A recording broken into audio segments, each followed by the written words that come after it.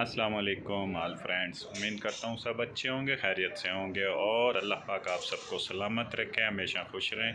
दोस्तों, मैं आप लोगों के साथ एक बात शेयर करना चाहता था। मैं आज आया था मदीना मुनव्वरा में, वैसे तो रहता हूँ अल्हम्दुलिल्लाह। एक दोस्त के घर पे आया हूँ, छत पे खड़ा हूँ और बहुत ही खूबसूरत नज़ारा है बाहर का, बहुत ही प्यारा मंज़र।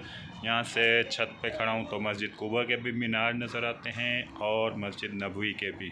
सुभान अल्लाह वल्हम्दुलिल्लाह। अल्लाह पाक ने मुझे भी ये मौका दिया। अल्लाह पाक से दुआ है मेरे तमाम फॉलोअर जितने भी हैं, अल्लाह पाक उन सबको मदीना और मक्का देखने की तौफीक अता फ़रमाए। अल्लाह पाक बीमारों को शिफा अता फ़रमाए और तमाम जितने भी परेशानियां हैं दोस्तों की, जिन्होंने भी मुझसे दुआओं के लिए कहा या मेरी वीडियोस देख के दुआओं का तलबगार हैं, अल्लाह पाक उनकी नेक जायज़ दिली दुआएं तमन्नाएं कबूल व मंजूर फ़रमाए। आमीन या रब्बुल आलमीन।